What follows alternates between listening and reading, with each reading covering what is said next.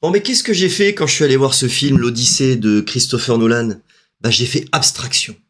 Abstraction. Je savais qu'on aurait du progressisme. En veux-tu, en voilà. On est en 2026. J'ai quitté YouTube il y a 3 ans, je reviens, rien n'a changé, malheureusement. Pourquoi? Parce que bah, c'est comme ça que le monde tourne maintenant. Des films qu'entre blancs, c'est terminé. Il va falloir que tu l'acceptes. Sinon, tu es un nazi, un facho et un raciste. Donc, bah, dans ce film, oui, tu as des subsahariens, des Pakistanais, des Portugais, des Africains, des Asiatiques, tu as tout. Tu as de tout pour représenter la population mondiale. Nouvel ordre mondial oblige. Donc Christopher Nolan, lui, il a pas le choix, il a des ordres. S'il veut ses 250 millions d'euros de subvention, bah il a pas le choix, il ferme sa gueule et il fait ce qu'on lui dit. C'est comme ça que ça marche. Parce que c'est pas les réalisateurs qui prennent les décisions de qui sera casté.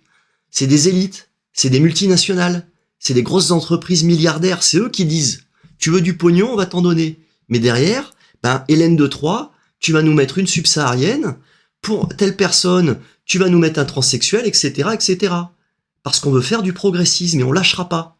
Et puis toi derrière, bah tu vas te plaindre. Tu vas dire ouais mais c'est scandaleux, Hélène de Troyes c'est une belle blonde aux yeux bleus, qu'est-ce qu'ils ont mis, ils sont allés mettre une afro-américaine, c'est n'importe quoi. Et comme ça, on va pouvoir t'insulter, on va pouvoir te traiter de facho, de nazi, de raciste, notamment les gauchistes là, les traîtres.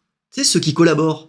Bah ça va être les premiers à t'insulter, à te critiquer. Après Lupita Nyong'o dans le rôle de Hélène de Troyes, bon ça a fait beaucoup jaser.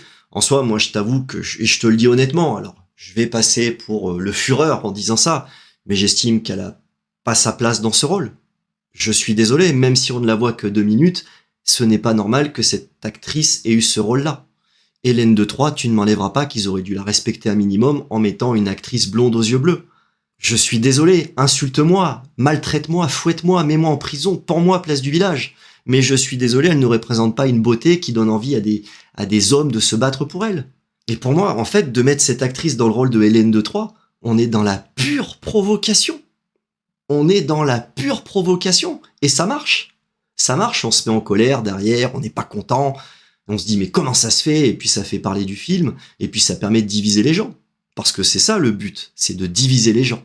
Tout comme c'était le cas avec nombreux films qu'on peut avoir de la part des Américains, hein, la Blanche-Neige, la Petite Sirène, etc., etc. Ils continuent. Ils continuent, c'est de la provoque. Et nous, on rentre dedans, et à partir du moment, en fait, parce qu'on est humain. Mais je te rassure, hein, si t'estimes que cette actrice, elle est pas faite pour avoir le rôle d'Hélène de Troyes, c'est pas que t'es un facho, hein. Non, non, c'est de la manipulation, c'est juste que t'es dans un raisonnement normal. C'est-à-dire que tu aimerais qu'on prenne une actrice qui ressemble au personnage tel qu'il devrait être. Donc forcément, à partir du moment où ils mettent une actrice qui ne ressemble pas du tout à ce qu'ils auraient dû prendre pour faire le rôle, bah tu vas raisonner, tu vas dire mais attends, il y a un problème. Et puis derrière, on va te traiter de facho. Donc moi, bah, je suis allé voir ce film, j'ai fait abstraction de tout ça. Parce que j'avais envie d'aller voir le film, j'étais avec un collègue, on est allé voir ça. Et bah, en faisant abstraction de tout ça, bah, tu retrouves du pur Nolan. C'est-à-dire un film très terre à terre, c'est peut-être un peu le regret que j'ai, parce que moi, un film l'Odyssée, j'espère de la fantaisie. J'ai envie de voir Zeus, j'ai envie de voir Athéna, j'ai envie de voir Poséidon, j'ai envie de voir les dieux en colère, j'ai envie de voir les dieux s'exprimer. Parce que la mythologie grecque, c'est ça. C'est des dieux qui ont des comportements très humains, ils ont leur personnalité, leur caractère, tout en ayant des pouvoirs qui font d'eux des êtres divins. Et tout ça, bah, Christopher Nolan, il le met de côté, mais on sait comment il est. Tu regardes sa trilogie Batman, c'est la même chose, il avait fait quelque chose de très terre-à-terre. Il aime le terre-à-terre, il aime le réalisme, et là, bah, l'Odyssée n'y a pas échappé, c'est pareil, il a fait quelque chose de très, très réaliste, avec des êtres humains qui certes croient en Dieu, croient en leur Dieu, mais ils ne les voient pas. Et ça, c'est du Nolan tout craché. Mais à partir de là, quand tu acceptes que bah il y a du multiculturalisme et que tu n'auras pas tout le côté fantaisiste d'une œuvre comme l'Odyssée, bah t'as un film qui est plutôt pas mal. Parce qu'on a un film qui dure 2h50, mais tu vois pas le temps passer. Parce qu'il se passe toujours des choses intéressantes. Même si, bon, l'introduction, voilà, qui dure à peu près 30-35 minutes est un petit peu poussif. Mais après, quand ça décolle, et ben, en fait, t'es embarqué dans cette aventure. Tu suis Ulysse à travers son épopée, donc après la guerre de Troie. Et franchement, bah, c'est super intéressant. En fait, Christopher Nolan s'approprie l'œuvre d'Homère pour la faire à sa sauce. Et en soi, bah, il a le droit. C'est sa vision des choses, c'est son film, c'est lui qui le réalise. Après, si t'es pas d'accord avec ça, t'as le droit. Mais je pense que t'as pas le droit de critiquer tant que t'as pas vu le film. Ce qui me fait halluciner, c'est les mecs qui critiquent le film sans l'avoir vu. Non mais, au secours, quoi. T'as des mecs qui sont là à te pondre des thèses en te disant « Oui, mais Christopher Nolan n'a pas compris le livre, n'a pas respecté la double, la triple lecture du livre. » Mais mec, t'as pas vu le film, qu'est-ce que tu en sais? Parce que moi, je peux t'assurer d'une chose, c'est que t'en as de la double lecture dans son film, t'as même de la triple lecture aussi, hein.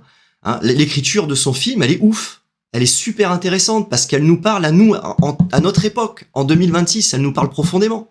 Et c'est là que le film fait fort.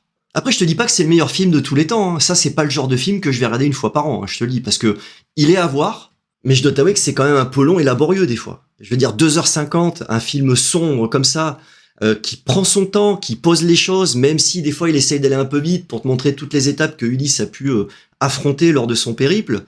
En soi, le fait qu'on n'ait pas toute cette fantaisie, qu'on n'ait pas tout ce côté fantastique avec des dieux qui existent vraiment, qui auraient pu être là et apporter une vraie magie au film, on a quelque chose de peut-être un petit peu trop tristouné, qui fait qu'on n'a pas forcément envie de se taper ce film tous les 4 matins, quoi. Après, côté casting, on a tout le showbiz américain, hein. Moi, j'ai l'impression que Tom Holland et Zendaya, ils ont pacté avec le diable. C'est pas possible. Ils sont dans tous les films, ces deux-là. Ils sont partout.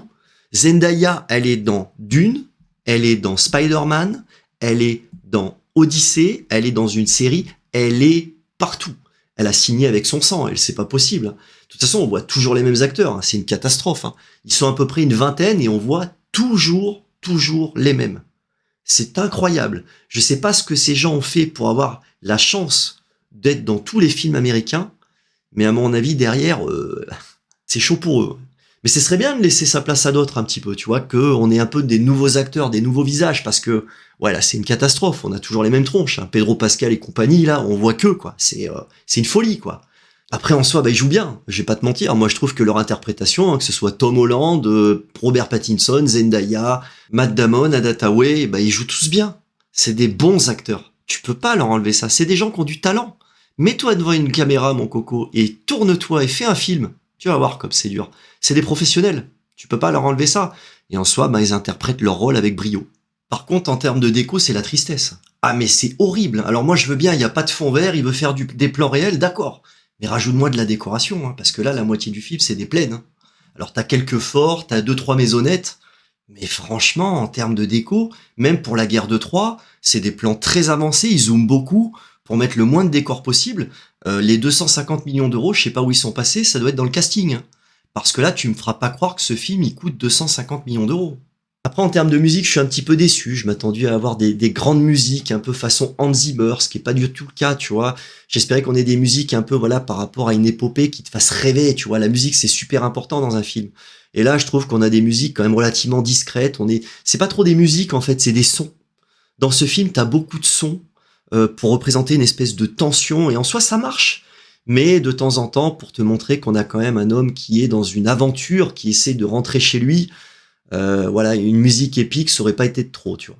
Et si je devais faire la comparaison avec des films un peu plus anciens, comme 3 par exemple, qui est le gros blockbuster américain des années 2000, tu vois, c'est pas du tout la même ambiance. Déjà, il n'y avait pas ce progressisme comme on peut avoir maintenant.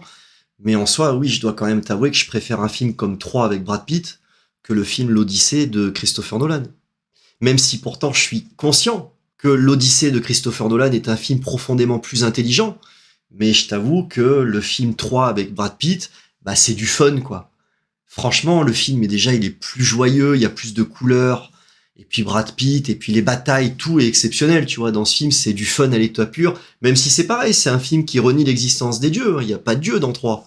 Mais en soi, quand même, je passe un meilleur moment devant un film blockbuster américain peut-être un peu plus superficiel, mais qui m'envoie plus de rêves et qui m'envoie plus de fun qu'un film certes très intelligent comme celui de Nolan, mais qui, pour le coup, pendant 2h50, je dirais pas que je me suis fait chier, parce que non, je ne me suis pas fait chier.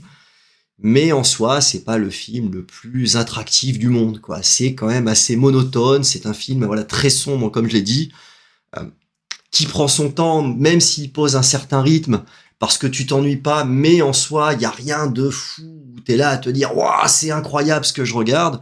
Non, c'est un film, c'est un bon film, mais en soi, peut-être un petit peu trop tristouné. Donc en soi, oui, c'est une expérience, ce film, il est à voir au moins une fois. Après, oui, comme je te le dis, c'est pas un film que je reverrai 50 fois, je le regarderai peut-être une fois dans 5 ans quand je l'aurai un petit peu oublié, mais c'est pas un film que tu regardes une fois par an parce que malheureusement, il manque peut-être un petit peu de rythme, il manque un petit peu de magie, il manque du fantastique. On a quelque chose de trop terre à terre qui déplaira à beaucoup, mais en soi, intellectuellement, c'est un film très intéressant de par sa double lecture, de par son écrit, de par son scénario, de par les messages qu'il évoque et qu'il te donne comme ça en pleine face. C'est quand même, quand même un bon film en soi. Donc voilà, merci à toi d'avoir regardé cette petite vidéo. Je te dis à bientôt et je te fais une petite lèche. Et je te dis à bientôt. Ciao!